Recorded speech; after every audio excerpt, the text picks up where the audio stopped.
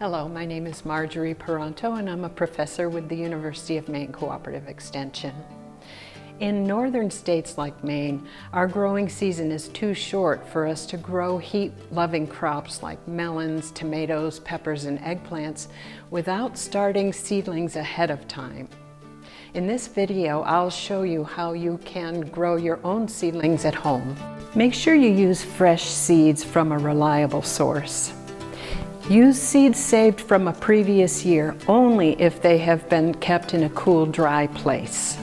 Sow your seeds in a clean 2 to 3 inch deep container that has drainage holes.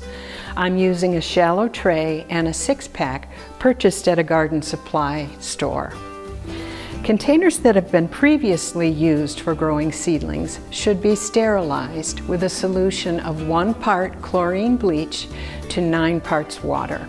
Grow your seedlings in a sterile seed starting mix. These blends are weed-free, pH balanced, and are made to retain moisture. They're typically a mix of peat moss, perlite, vermiculite, lime, beneficial microbes, and sometimes compost. They do not contain garden soil. There are 2 things to do before sowing your seeds. First, get yourself a kitchen strainer and screen some of the growing medium through it so that you'll have a much finer material. You'll use this to cover your seeds once you sow them. Second, thoroughly moisten your growing medium and your finer mix to the dampness of a wrung-out sponge.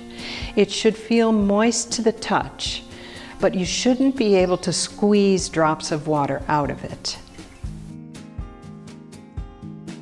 Fill your container to the top with moistened growing medium. Tap it on the table to make sure it settles. Make 3 furrows down the length of the tray by pressing a pencil into the growing medium. The seeds will be placed in these furrows. The larger the seeds are, the deeper the furrows should be, because the seeds should be planted at a depth of 2 times the width of the seed. Evenly space 10 to 15 seeds in each furrow.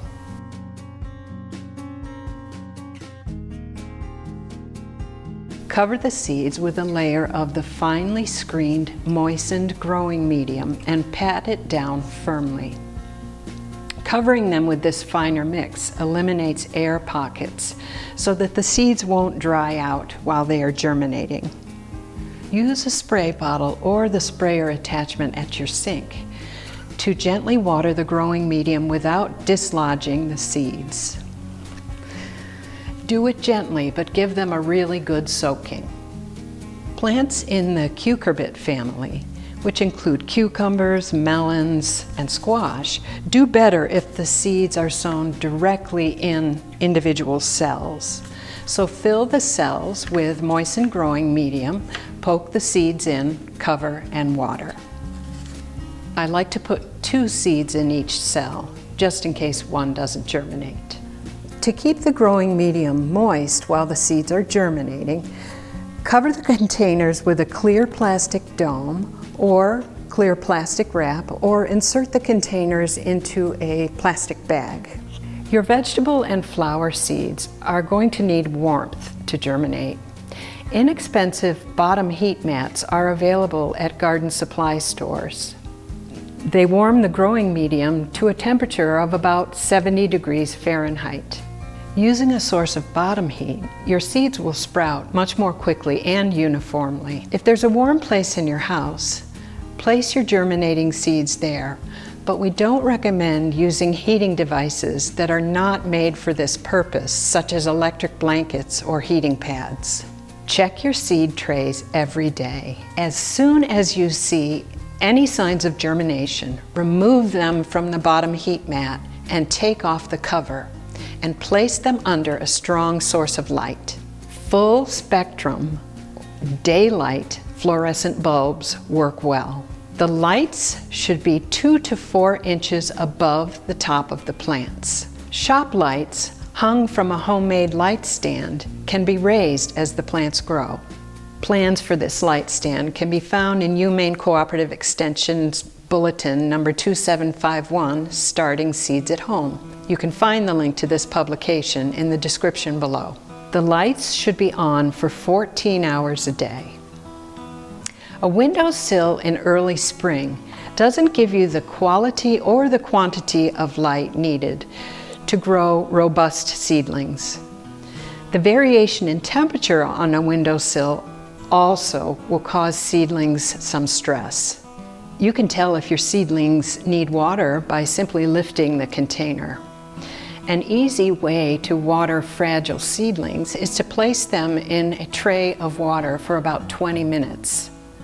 The water will move up into the growing medium through capillary action. Be sure not to leave the seedlings in the water for too long, or their roots will rot. After a few weeks, the seedlings will have developed their second set of leaves. These are called their true leaves because they are ones that look like the final plants. At this stage, it's time to transfer the best ones to individual pots or 6-packs. Fill the cells with moistened growing medium and make a large hole in each cell with a pencil. Scoop a clump of plants out of the tray. Gently tease them apart, always handling the plants by the leaves and not the fragile stem. Drop the plant's roots in a hole and firm the growing medium around the base. Water it gently with room temperature water at the base of each plant with the sprinkler attachment at the sink. Place the plants back under the lights. A gentle fan will keep air circulating around the plants, reducing the chance of disease and toughening up the plant tissues. Check your seedlings daily for water and nutrient needs. As the seedlings grow, you may see a need to give them a nutrient solution once or twice. If so, use a water-soluble, all-purpose plant food, either synthetic or organic, at half the strength indicated on the label. Resist the urge to start your seeds too early. Your goal is to have sturdy but not overgrown seedlings, ready to go in the garden at the proper time. Check with your cooperative extension office for recommendations on when to start your seedlings based on local climate data. When it's warm enough for your seedlings to be introduced to the outdoors, start by setting them outside for a few hours at a time in a protected, shady location, such as on a porch or underneath the shade of a tree or shrub. Over the course of a few days, gradually increase the time outdoors and the exposure to direct sunlight. This process is called hardening off. Transplant your seedlings to the garden in the late afternoon after the heat of the day has subsided or on a cloudy day and water them in thoroughly. It's time to put some seedlings in the ground. So we'll just put in a couple of tomatoes and cucumbers for today. The unique thing about tomatoes is that you can bury the stems quite deeply, and if you pinch off the leaves, those stems will develop roots where the leaves were growing, giving it a much hardier root system. So if you dig a trench, this soil is really nice, so I don't have to dig very hard.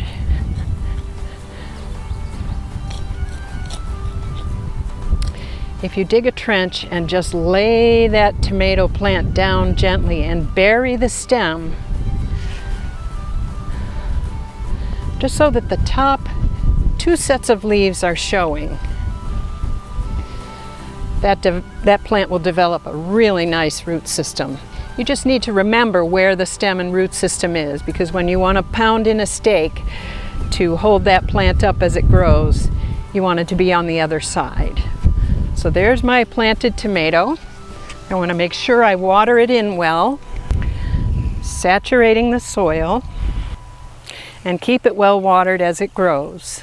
And again, make sure that I label it so I remember what it is. We'll also put some cucumbers in. Here are my cucumber plants that we seeded in the 6-pack. I'll just plant a few of these vining cucumbers in a circle, and they will sprawl around on the ground. You can see that I don't have a real congested root system. These were in the pot for about 4 weeks. That's a good age for a cucumber plant. I might loosen the roots a little bit, but try not to disturb them too much. Again, just pop them in the ground, firm the soil around the base, and they're ready to go. Loosen the roots a little bit in the ground. Firm the soil. And we'll do one more in this little circle.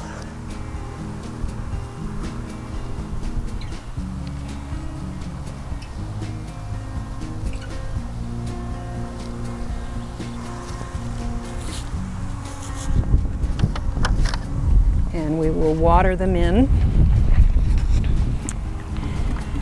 It's a little bit sunnier than I had hoped it to be today, and a little windy, so this is kind of tough on the plants, but they've been well hardened off, so they should do fine.